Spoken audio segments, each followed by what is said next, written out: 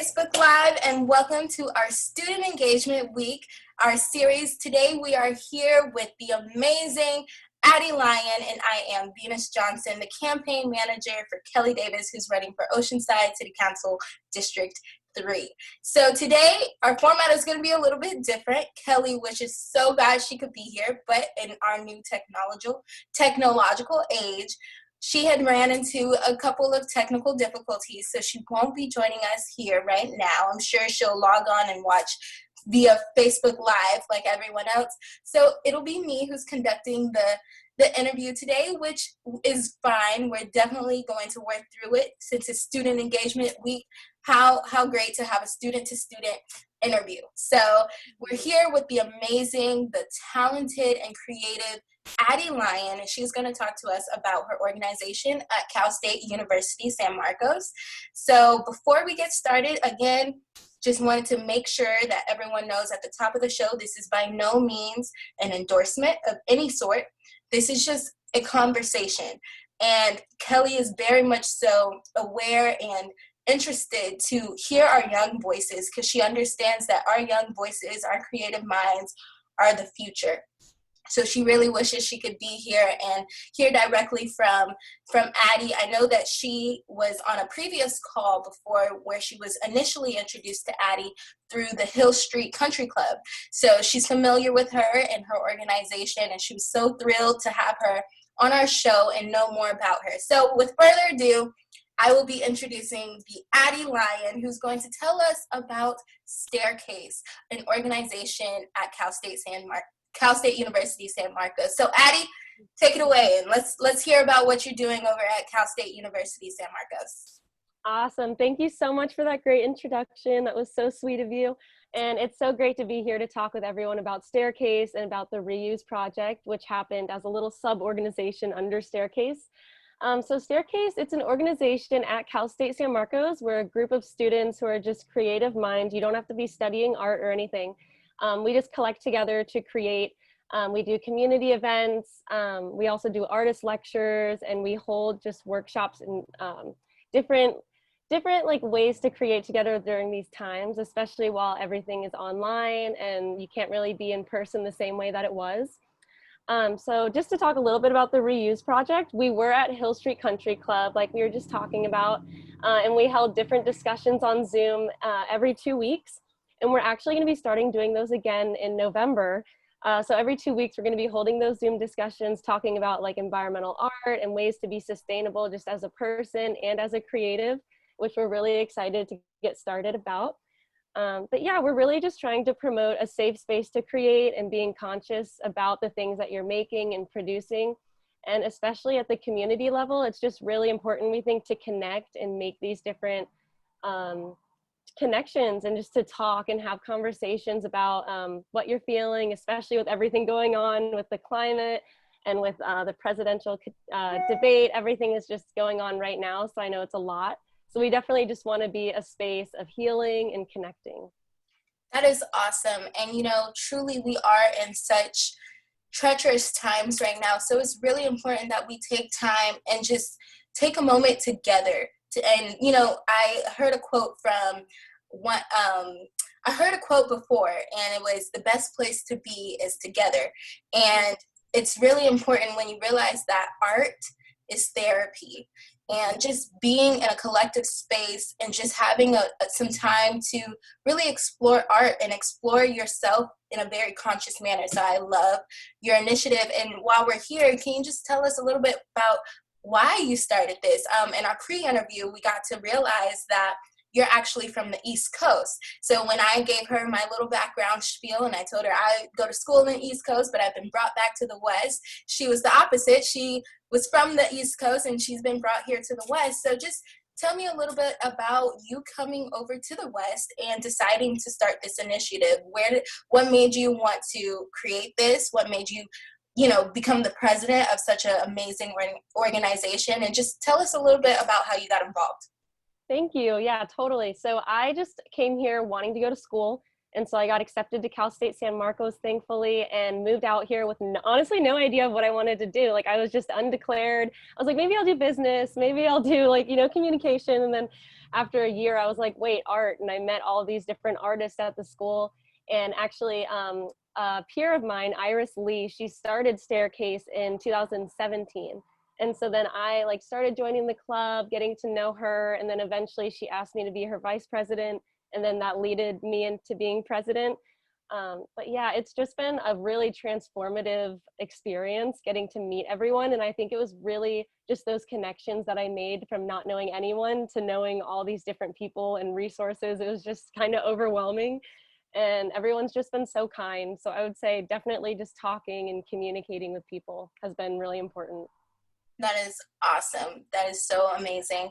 So another question that, I'm just dying to ask you is also about when we look at art as therapy, and when we look at just having the idea of very conscious art and sustainability, what do you think led you guys to really focus on sustainable art?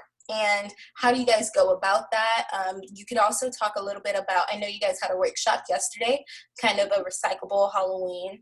So could you just speak a little bit about that and how and why you think sustainable art and sustainability as a whole is so prominent?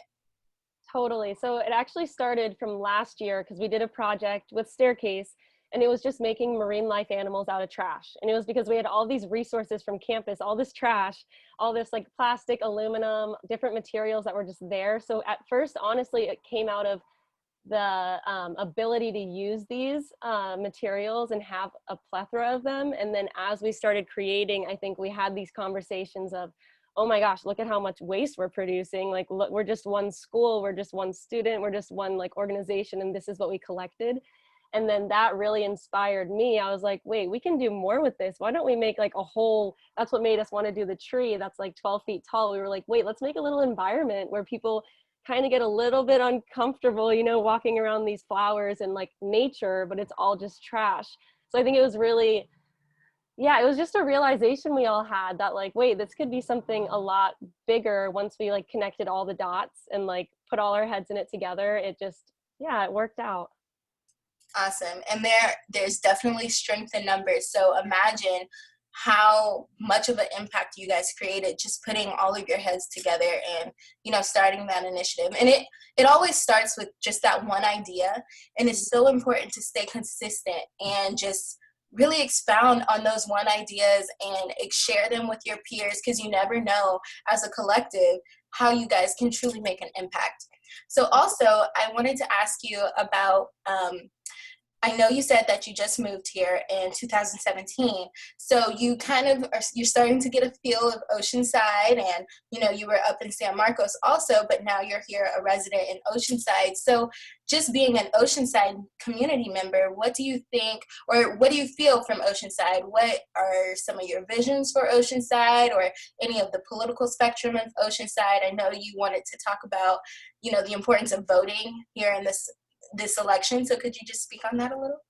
Yeah, I would say definitely it just needs it has art, and it just needs to definitely embrace art more. And I think Dinah with Hill Street Country Club is just doing that in an amazing, beautiful way, like creating these art spaces where people feel comfortable and they have a reason and a drive to create their art, and then further bringing in conversation.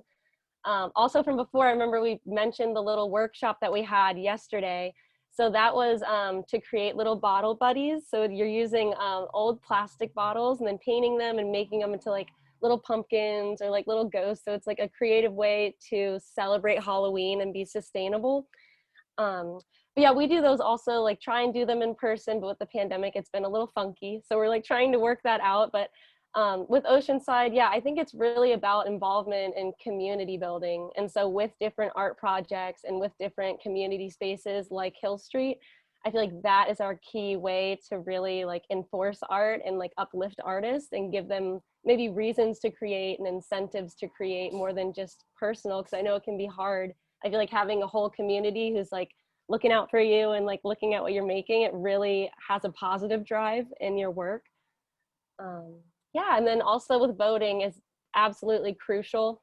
I've been helping Rob Howard a little bit, but just with like lit drops and like phone banking and stuff. And he's just a great person and a great candidate for being the mayor. So I think just by getting educated on all your options and realizing that there are ways to promote your thoughts in your vote, like it's just really a great way to connect those dots and meet people and get involved locally. Because even though we are young, I know like before it's like, oh, like it's important, and then now we're really seeing how important it is and that there's ways to really get involved. So yeah. Awesome. That is amazing. And I love that you spoke about, volunteering with Rob, because I feel as though a lot of our peers, they get stuck in this trend of, oh, my vote doesn't matter. Oh, there's nothing I can do to help the election, especially the presidential. We don't really elect the president anyway. Oh, who cares about politics? They get into that trend. But when you realize and you educate your vote and you realize how important local politics are, and how important it is to just find your niche. Maybe if you don't want to be a campaign manager like I am, find your niche. You can go volunteer, phone bank, reach out to your local candidates, do your research, and see how you can help. And it's really our civic duty lies in however you want to portray it. It can be through phone banking or text banking or volunteering, dropping off lit. Like I said, it's such a wide spectrum of how you can get involved.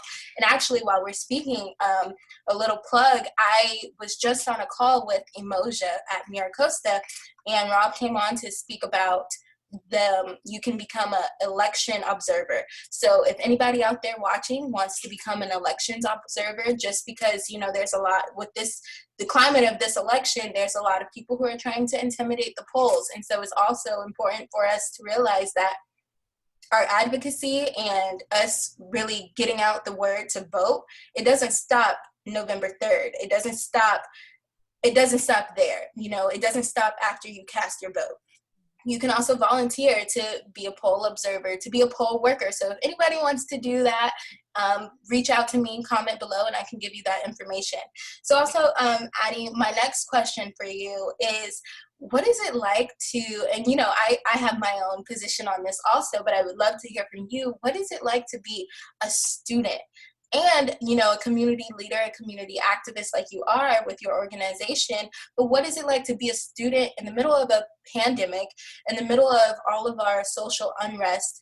Just tell me how you feel as a student trying to juggle so much at once. How do you do it? How do you maintain that? And just speak a little on that, please. Yeah. Oh man. I would say my first thing I thought of is like a to-do list. Like I have to now hold myself accountable for all the things that I have to get done. And like with school, working, interning, it can be a lot, and it can create just this like, mentality. But I think just realizing that everything is for a purpose and that there's a reason why we each are working ourselves maybe a little too hard, or, like there's a reason why we're doing that, and it's for a good reason. I would say definitely like technology. For me, at first, I was kind of like, I don't like being on my computer all day, but now it's like, we're getting used to it. We're getting into the feel of it. It's just a different environment, but I think if we just, address it as normal as we can and just like get through it and truck through it, I feel like that's like the best option, at least for me right now, is just like keeping my head down and just getting everything done. Because I know being at home, it can be easy to just like, hang out, take it a little easy, but yeah, I would say just having your goals and having everything you want to accomplish ready. So then there's a little like timeline so you can get it done. Awesome.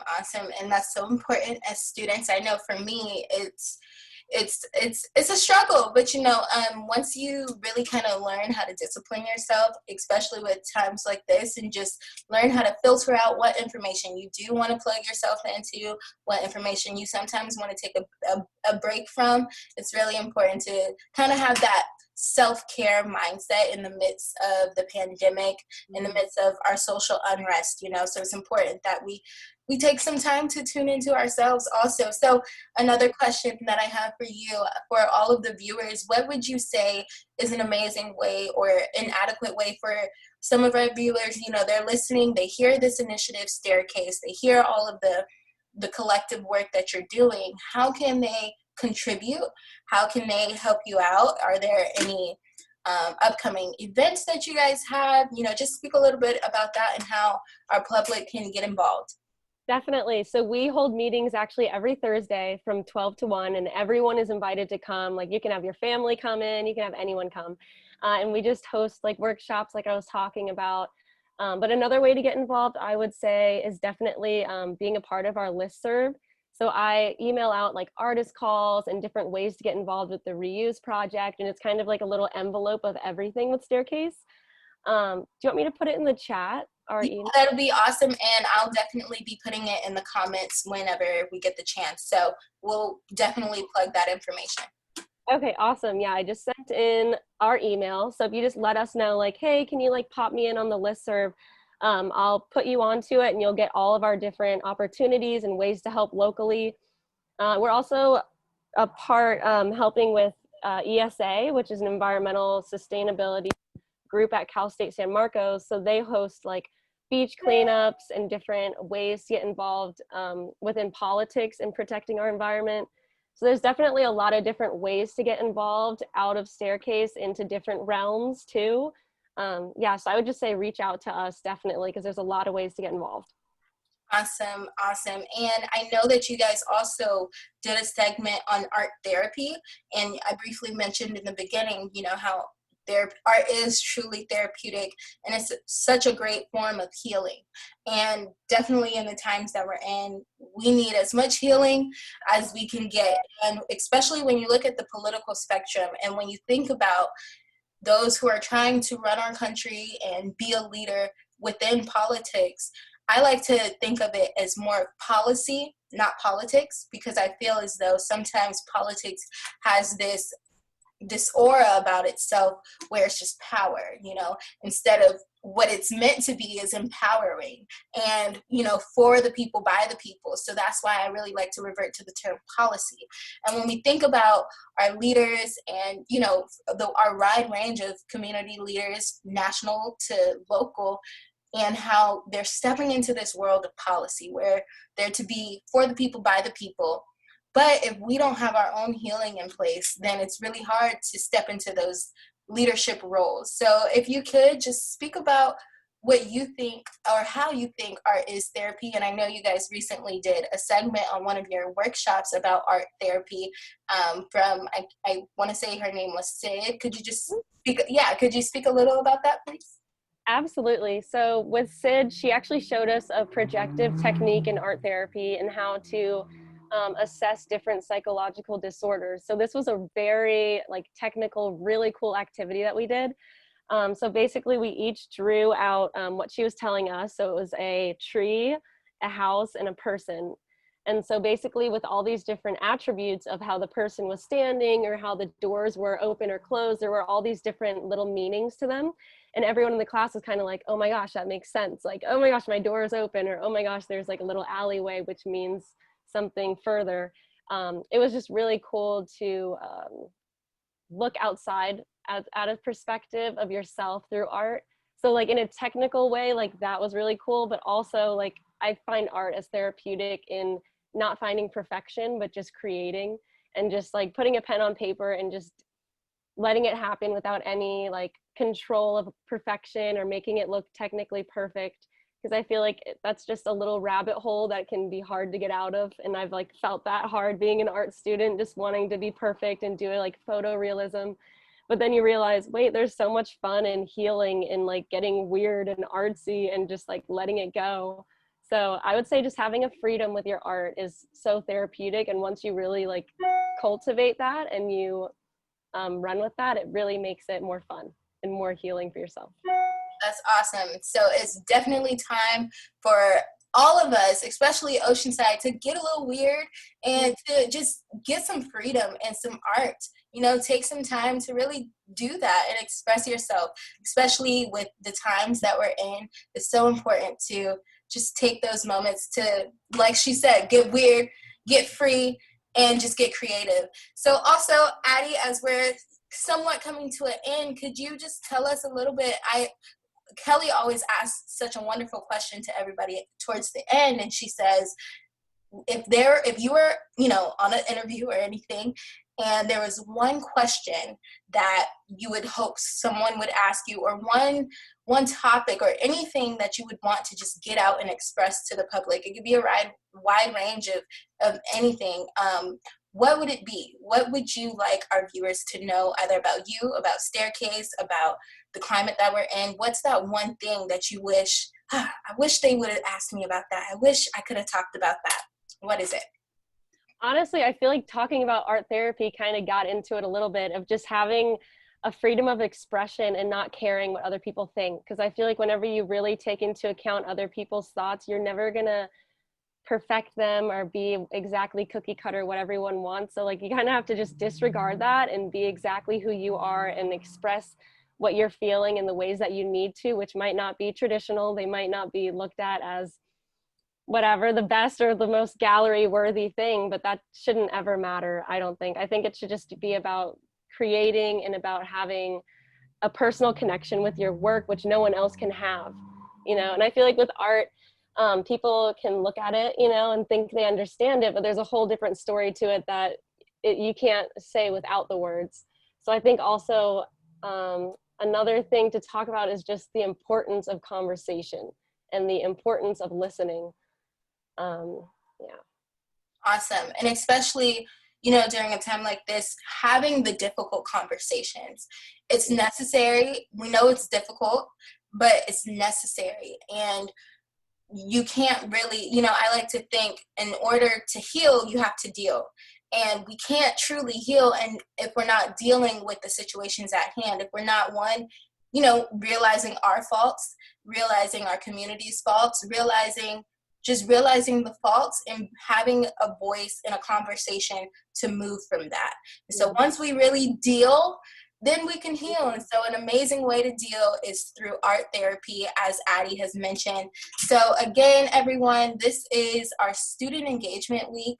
And I just wanted to say, we have such amazing students in our community who are doing such amazing things. So to all of our you know, older people out there, the ones who aren't students, take time to truly listen and get outside of your own thought process and get outside of your own feeling of how you think things should be, and just take time to listen to some young folks, listen to our voices, listen to our ideas, and just be inspired, because we have some amazing students in our community who have such great initiatives. And as we mentioned before, there's truly strength in numbers. And once we truly, you know, pair those minds and pair those voices, the possibilities are endless. We're limitless. So again, and you know, also just another reminder, if you haven't already, make sure you vote. Make sure that you're making sure that your friends vote, you know, make it a collective. Like I said, there's strength in numbers. So make sure we're getting out,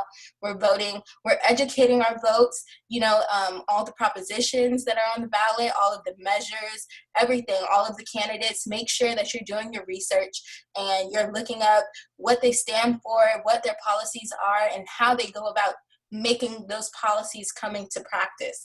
So do your research, take some time to listen to some young voices and help cultivate different ideas with them. Get into some art, get weird, get free, and let's really, this is a time like no other, and let's just be about what we say we're going to be about, you know, and let's really make a change and make a difference.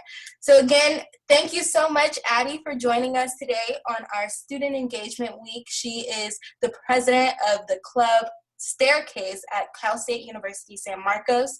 So as you're watching, I will be plugging some of the information to get in touch with Staircase, get on their newsletter, you know, stay up to date on their workshops, their topics, their events. It's always such enlightening experiences when you're working with Staircase. So please take some time to join, to contribute, and stay informed. So again, Addy, thank you so much. Is there anything else you'd like to say? Maybe just one shout out to all the Reuse members and people who have helped with that project, and just everyone in the community, especially like Back Fence Society, Dinah with Hill Street, just everyone's been so amazing. So just a big thank you to the community, and thank you to you and Kelly for having me, because this was just a really great experience. Awesome, awesome. Thank you so much, Addy. So again, we really wish Kelly was here, but you know, due to technology, it's okay. I think we did it. How do you think we did? I think we did a pretty good I job. feel good. You did amazing. Yeah, you Awesome, did great. awesome, awesome. So thank you so much, Facebook Live. We will be putting all of the information in the comments below. So thank you so much for watching, and we'll see you later. Bye. Bye.